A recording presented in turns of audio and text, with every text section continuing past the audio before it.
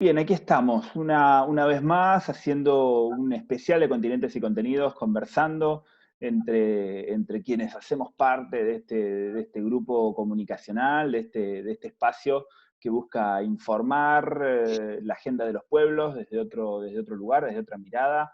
Y hoy nos toca conversar con Juan Soto, quienes han seguido el programa cuando lo hacíamos en la radio ya lo conocen. Él es abogado y nos va a ayudar mucho a entender un tema que ahora les voy a presentar, pero lo primero es saludarlo. ¿Qué tal, Juan? ¿Qué tal? Muy buenas tardes, querido Mariano. Un placer enorme estar aquí contigo. Sí, sí. Tuvimos unos problemitas técnicos. Por ahí se nos nota un poquito confusos, pero es porque estamos repitiendo esta escena nuevamente porque perdimos la grabación anterior. Y a veces repetir hace que uno quiera saltarse pasos. Pero no, tenemos que volver a explicar todo de vuelta. Vicentín es una empresa que en la Argentina es una de las más importantes, una de las más fuertes agroexportadoras. De hecho, el año pasado terminó como la séptima empresa que más exportó al exterior. Una empresa que desde el agronegocio ha ido difundiéndose cada vez en mayor cantidad de cuestiones. Me refiero no solamente a la producción directa de granos, sino también a otro tipo de producciones. Eh, y la verdad es que tuvo un crecimiento que podríamos decir milagroso durante los años del macrismo, porque mientras la Argentina se estaba cayendo económicamente, Vicentín creció como nunca. La cuestión es que con el cambio de gobierno pareciera que cambió la suerte para esta empresa y están en pedido de quiebra, están queriendo abandonar el barco que se hunde y dejando un tendal, una enorme deuda, sobre todo con el gobierno argentino. Así que ahí se dio una situación muy particular, se habló de expropiación, se habló de intervención, se habló mucho, se habló tanto que hubo una manifestación este fin de semana en defensa de la libertad de esta empresa, como si el Estado fuera a, a encerrarla. En fin, han pasado muchas cosas en la Argentina y quiero que Juan nos ayude, por lo menos a ir entendiendo todo lo que tiene que ver más con lo jurídico, lo que pasa en la cabeza de la gente que se manifiesta, para tanto no nos da, Juan. Para Pero tanto no nos da, porque hay muchos conceptos muy tergiversados allí. Y aprovecho de iniciar. Nosotros vivimos en un país con las máximas garantías constitucionales vigentes: el derecho a comerciar, a ejercer industria lícita, a transitar, a ejercer el comercio, a circular libremente por el territorio nacional. Vivimos una democracia vigorosa, inclusive con el mecanismo de aislamiento preventivo y obligatorio. Lo que no gozamos los argentinos es de un adecuado servicio de justicia. Y esto viene desde el golpe del 30, cuando se interrumpe el tercer gobierno democrático de nuestra historia, que era el segundo mandato de Hipólito Yrigoyen, y por acordada la Corte Suprema sostuvo que los militares era un gobierno legal. O sea que los tanques que entraron por la ventana a la Casa Rosada y se sentaron, el gobierno Uriburu, desde allí la Corte Suprema tiene estas salidas ignominiosas que todavía no está reconciliada con la democracia. Arranco el golpe del 30 y continúo con la semana pasada. Hago este salto de 70 claro, años, perdón, son 90. 90 años, y vamos a la semana pasada, donde un juez civil y comercial provincial con asiento en Reconquista de la provincia de Santa Fe cambia el contenido del decreto presidencial, decreto ley, que es una ley vigente publicada en el boletín oficial y que se está sustanciando según la Comisión de Seguimiento de Decreto de Necesidad de Urgencia del Congreso de la Nación, la cual ya fue remitida por el jefe de gabinete, o sea que es una ley vigente. Este juez de primera instancia concede una medida que tampoco está incluida en el Código Procesal Civil y Comercial de la provincia de Santa Fe, una medida autosatisfactiva, entre comillas, de los accionistas de Vicentín, y cambia el contenido del decreto presidencial y le cambia las atribuciones al interventor nombrado por el presidente de la Nación, el prestigioso Gabriel Delgado, que ya trabajó en el INTA, un docente de Flaxo, que su su misión encomendada por el presidente de la República de las Naciones es preservar el valor de Vicentín para que los trabajadores de Vicentín no pierdan sus puestos de trabajo y los pequeños agricultores y medianos agricultores y empresas proveedoras de Vicentín puedan cobrar las deudas que Vicentín no les está pagando y por las cuales les piden la quiebra. Y lo que es más importante, el Estado Nacional tiene muchísimas deudas, o sea, todos los argentinas y argentinos que ayer se manifestaron son acreedores de Vicentín a través del Banco Nación y la FIP. Por lo tanto, este interventor lo que hace es preservar el valor de la empresa para que no haya maniobras de vaciamiento, porque lo que se estaba denunciando, y acá seguramente se cometieron delitos penales, se cometen el famoso delito de defraudación o de vaciamiento de empresas, más allá de los delitos de lavado de activos, que también ya lo denunció la Unidad de Información Financiera a cargo de Carlos Cruz, que está trabajando muy bien, dicho sea de paso, porque acá estamos en democracia y con la ley en la mano se trabaja. El problema es que los que tienen que aplicar la ley, como son los jueces, cambian el contenido de la ley, así de disparatado. Claro. Lo que escribió Lorenzini y resolvió y firmó como juez es prácticamente un delito de prevaricato, está en el Código Penal, que es cuando un juez cambia el contenido de una ley con una finalidad ilegítima, que en este caso es los accionistas, que están muy cuestionados por vaciar una empresa que es millonaria, y girar todas las divisas al exterior, pero no divisas que ganaron legítimamente, sino las que les prestamos todos a través del Banco de Nación y compraron dólares y giraron al exterior, vaciando a la empresa y dejando sin poder cobrar los acreedores de Vicentín. Lo que hacemos nosotros, a través de nuestro presidente de la Nación con el proyecto de Frente de Todos, es simplemente preservar primero el valor de Vicentín. La expropiación va a llegar en su debido momento después que intervenga el Tribunal de Tasación de la Nación, que es un procedimiento súper engorroso. Nuestra ley de expropiación no la escribió Hugo Chávez, la escribió Martínez de Oz. Así que están bien resguardadas las garantías de la propiedad privada y de los titulares, de los accionistas y los titulares de la empresa Vicentín, porque la indemnización seguramente será millonaria. Y acá quiero Juan, entrar en otra...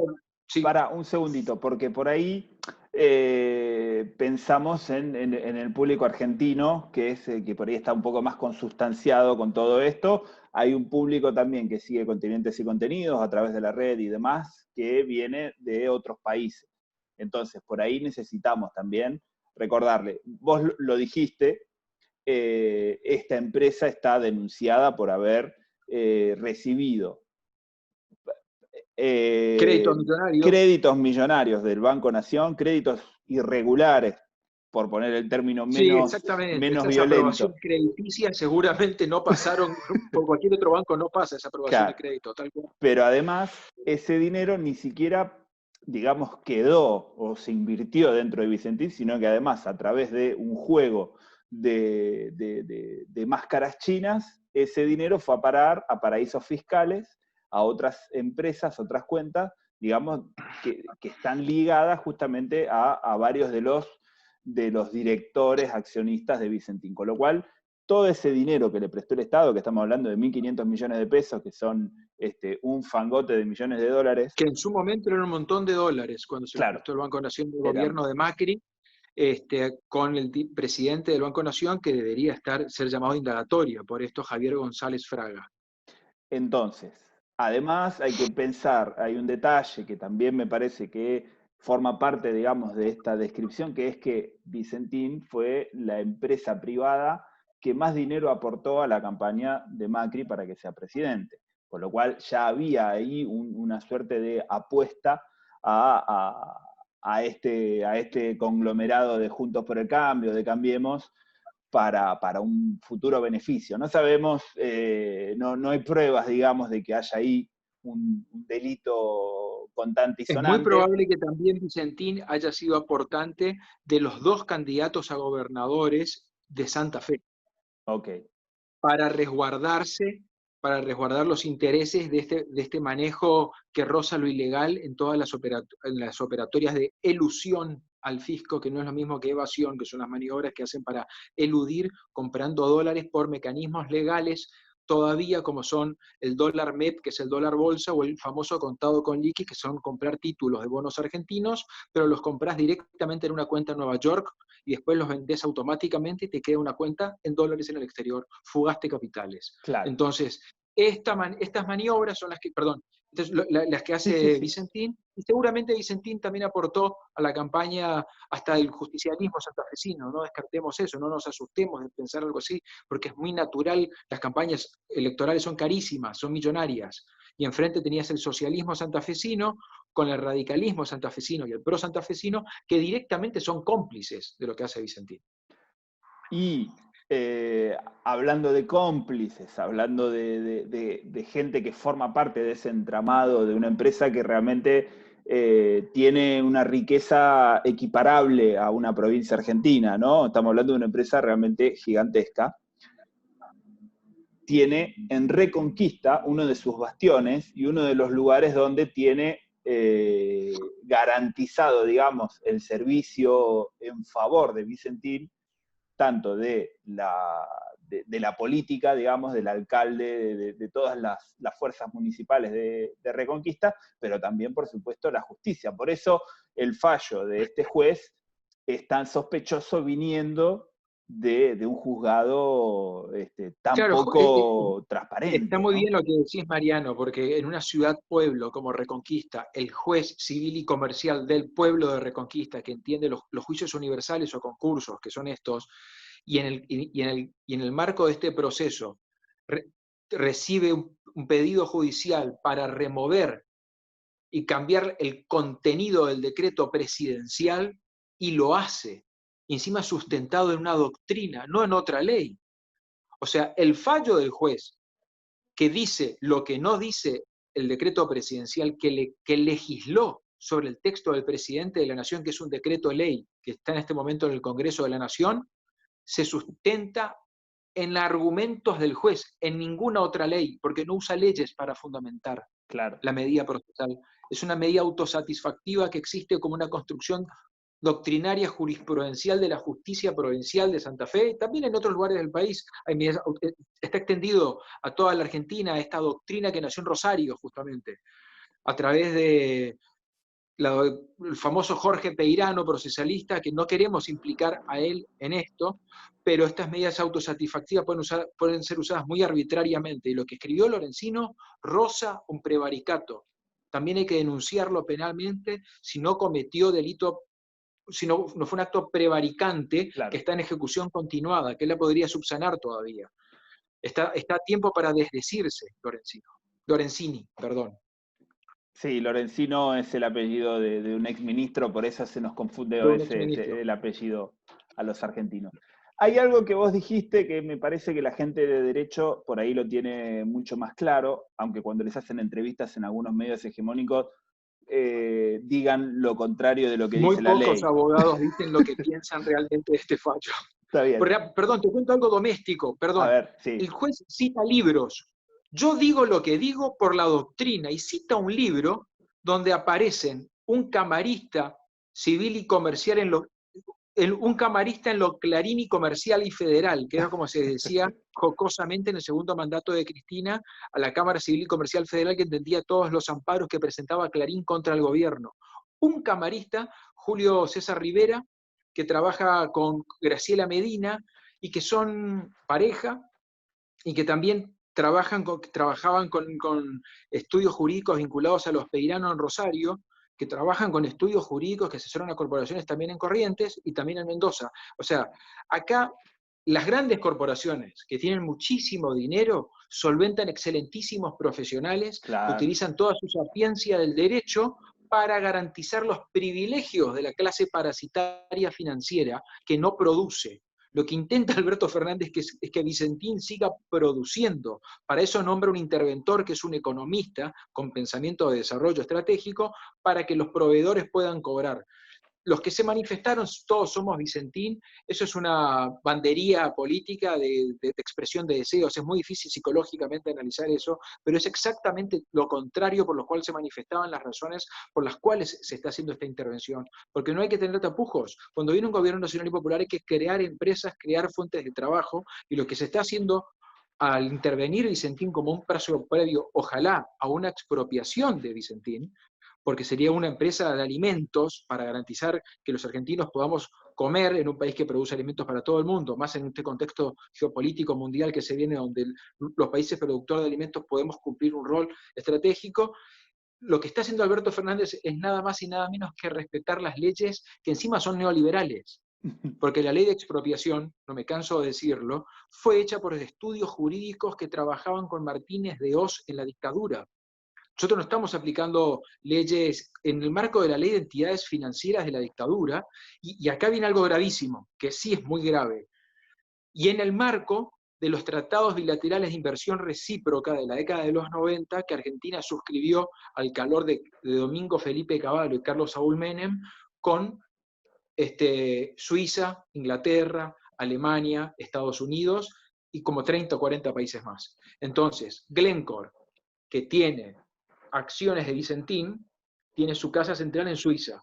Por lo tanto, en la medida que los abogados de Glencore consideren que las medidas de este decreto presidencial y las acciones de gobierno que tome el interventor Gabriel Delgado en Vicentín afecten el concepto amplísimo de inversor del Tratado Bilateral Argentino-Suizo del año 92, Argentina ya es demandada por un telegrama ante un tribunal privado de jueces privados que puede quedar en Nueva York, en Frankfurt, o en Tokio, o en Londres, claro, en Berna. Claro. Entonces, está claro que esto va a terminar en el CIADI, digamos, ¿no? Si uno se pone exactamente, a el famoso hacer... CIADI, Marina. Sí. Pero, Por eso, claro, pero es que es eso, ya se habla de que con el decreto ya se expropió, es como que se da por sentado que pasó algo que no pasó. Vos justamente lo que yo quería decir es que como hombre de derecho vos sabés que hay toda una serie de pasos que se deben de cumplir hasta instancia, está llegar a muy la bien lo que expropiación. decís.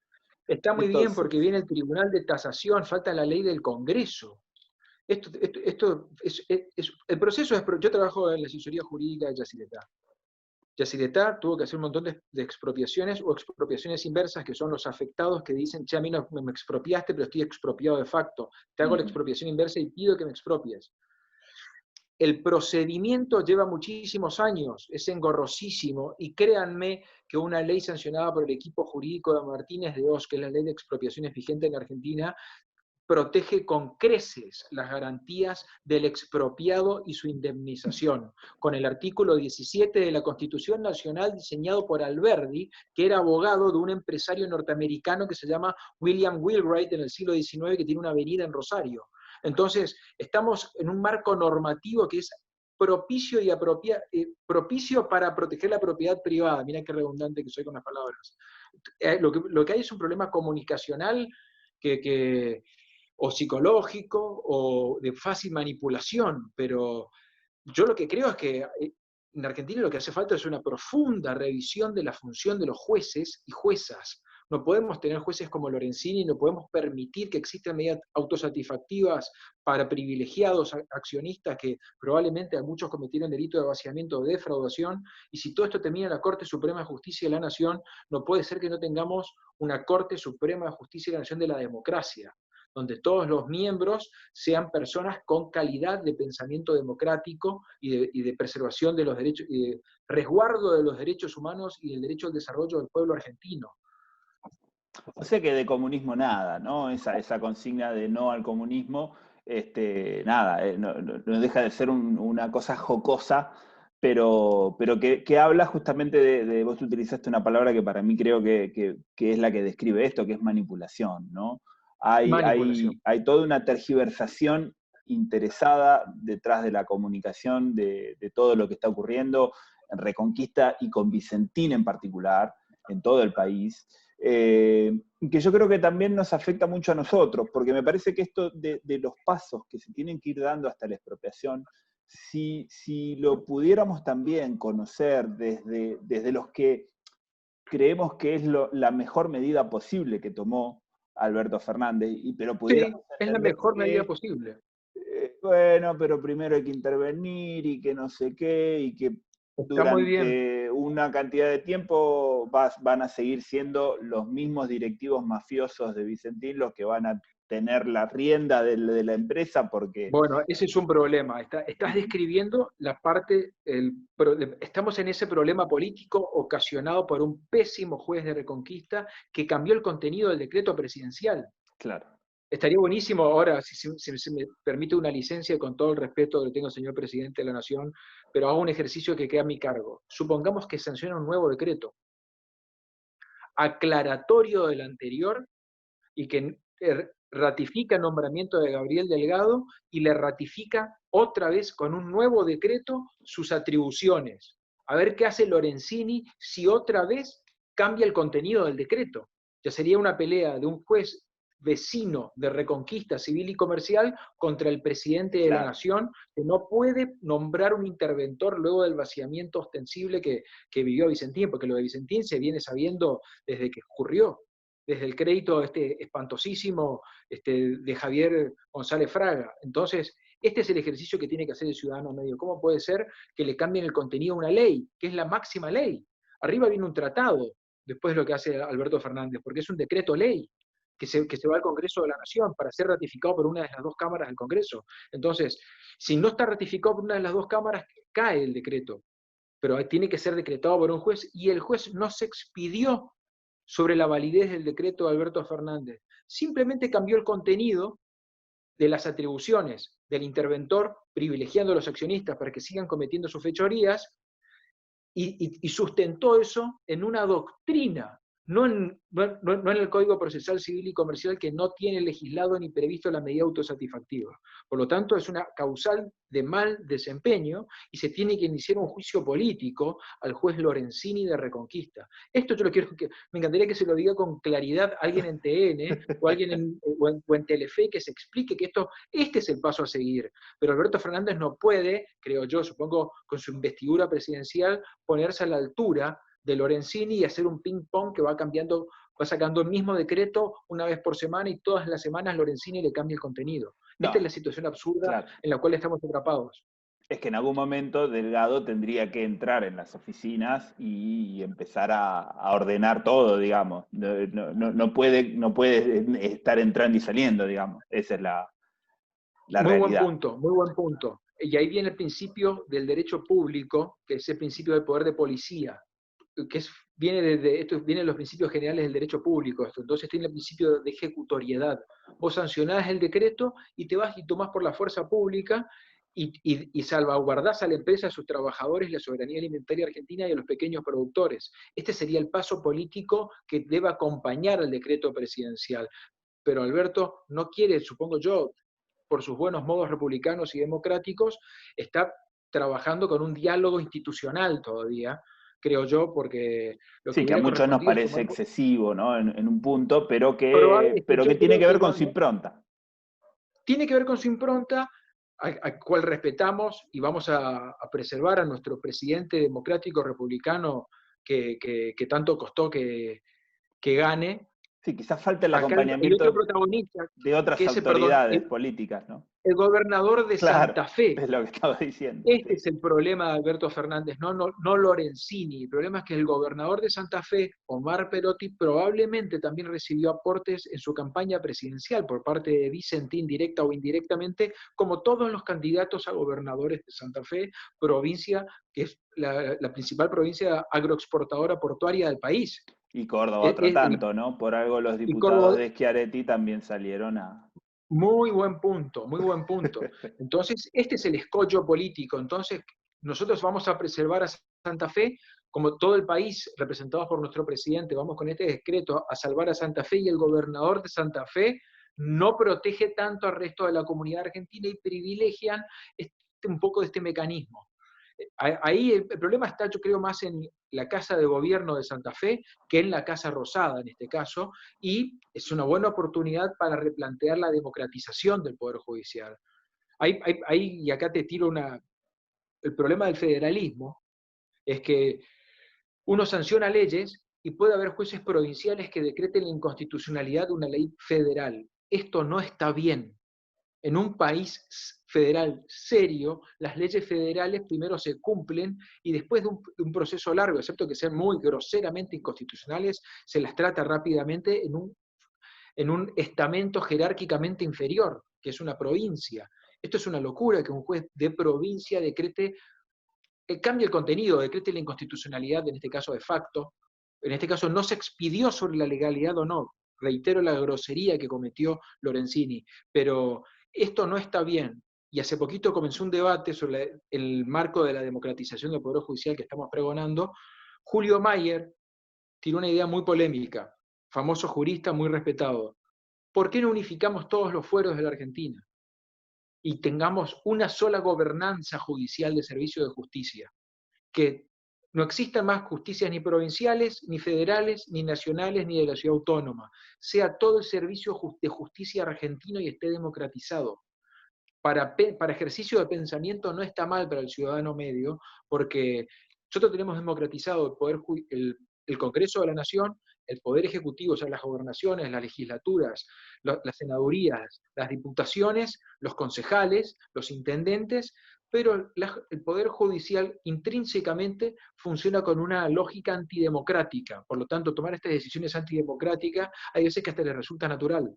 Lo dejo nada más para pensar esto. Sí, sí, y es que generaría mucha resistencia, ¿no? Una avanzada desde ese lugar. De todas maneras, se podría encontrar el modo de hacerlo sin romper la soberanía de las provincias y manteniendo un acuerdo. Juan, te agradezco muchísimo esta conversa, me parece que es muy útil, que va a ayudar a un montón de compañeros y compañeras a entender un poquito mejor lo que está pasando aquí en la Argentina. Veo que te estás moviendo. Sí, perdón.